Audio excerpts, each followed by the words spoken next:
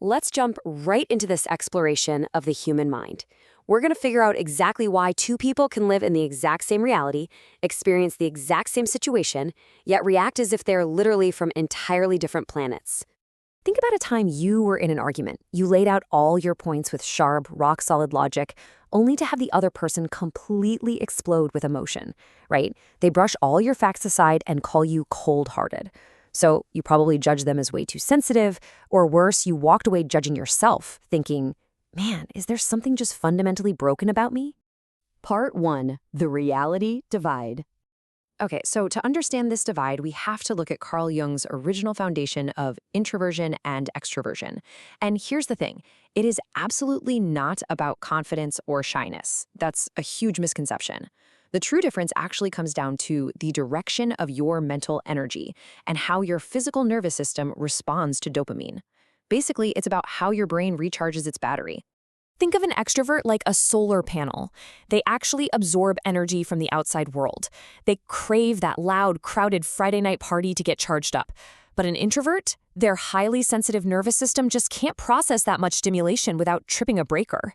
It sends out a massive, overloaded alarm. They aren't bad at socializing, you know. It's just that their battery drains fast in that environment, and they desperately need private space and silence just to plug back in and reset. Part 2. The 4 mental lenses. So once your battery is charged, how does your mind actually make sense of the world? Well, reality throws way too much information at us to process all at once. To handle the overload, your brain relies on 4 main cognitive lenses: thinking, feeling, sensing, and intuition. These lenses act like a filter for your reality, and they completely dictate how you go about solving problems. Let's put this into a real-world scenario, the old house thought experiment. This perfectly illustrates how 4 different people can view the exact same reality. Imagine walking into an old house you're thinking about buying. If you're a thinking type, you're immediately checking the foundation, looking at square footage, calculating interest rates. Objective logic, right? A feeling type? They walk in, sense the warmth, and wonder, will we be happy here? Are the neighbors friendly? Now, a sensing type zeroes in on raw reality. They smell a musty odor, spot peeling paint, and immediately want to find the roof leak. But the intuitive type? They walk right past the peeling paint, ignore all the flaws, and are already visualizing knocking down walls for an open floor plan. Same house, 4 completely different realities. And here is where it gets really fascinating. When you combine those 4 specific lenses with either introversion or extroversion, you get 8 core personality types.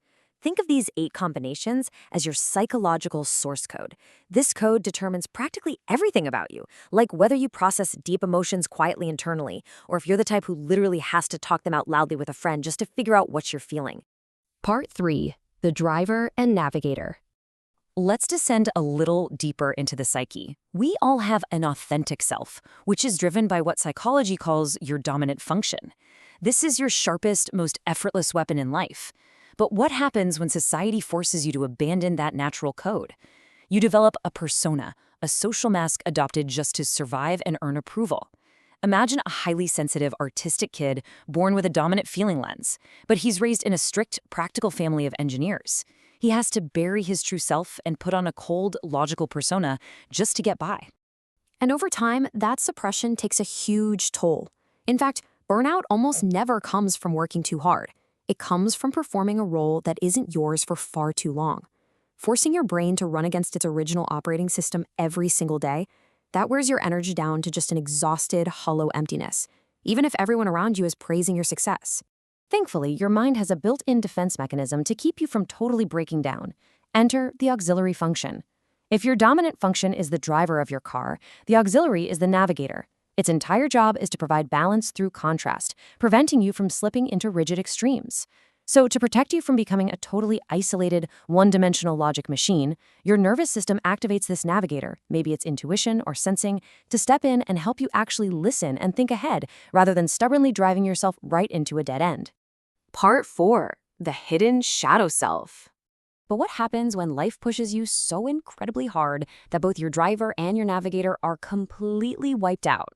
Well, as Carl Jung famously said, the brighter the light, the longer the shadow it casts. This wakes up your inferior function. It's essentially the buried basement of your psyche where you lock away your absolute deepest insecurities. Picture a brilliant, high-powered executive who is utterly ruthless with logic, but the second someone close to him starts crying, his shadow takes the wheel and he just freezes in utter helplessness. And man, does this shadow self play a massive role in our relationships. Have you ever wondered why we initially fall so hard for our complete opposites? It's because our unconscious mind is desperately trying to fill a void. During the honeymoon phase, this opposite person perfectly lives out our suppressed shadow side. It feels magical. But then real life sets in. The conflict phase hits, and that magnetic opposite suddenly becomes the spark for some serious friction. The structured, highly logical partner starts calling the free spirit impractical, while the emotional partner starts looking at the logical one like they're a heartless machine. And here is the really painful truth about those fights. You aren't actually angry at your partner. You're caught in what's called a psychological projection. You are reacting to the part of yourself that you've rejected, which is simply being reflected back at you through this other person. Your fragile shield just shattered because an offhand comment they made poked directly at your own suppressed, hidden shadow. Part 5. Escaping the personality cage. So, how do we stop stumbling in the dark? How do we finally map a way out of these unconscious traps? First, we have to rethink the tools we're using. Millions of people cling to those online MBTI tests, but telling yourself, oh, I'm a thinking type, so being emotionally distant is just who I am, is literally building yourself a cage. If you use those 4-letter labels as armor to justify your flaws, I guarantee you'll never fix your blind spots. The system is meant to be a map, not a cage. To actually break free from this invisible cage and stop running from your own shadow, we have to look directly at the darkness. It's exactly like Joseph Campbell famously said, "The cave you fear to enter holds the treasure you seek." So let's walk through 4 practical steps to actually enter that cave. Number 1, let go of expectations. You need to say no to at least one societal pressure that constantly drains your natural energy. Number 2, use the bridge strategy. Don't just stubbornly attack your weaknesses head on. Instead, let your strengths, like maybe your natural creativity, pull those weaknesses forward to build structure. Number 3, spot your shadow. The next time you feel that intense, hot urge to explode defensively, just sit quietly for 5 seconds and simply observe the feeling. And number 4, stop labeling yourself. You've got to drop the phrase, well, this is just how I am. Personality is not a fixed excuse. Ultimately, understanding all of this isn't about proving one personality type is superior to another. Not at all. It's about stopping the endless fight against your own nature. It's about leaning into your true, authentic strengths and finally mastering your own mind.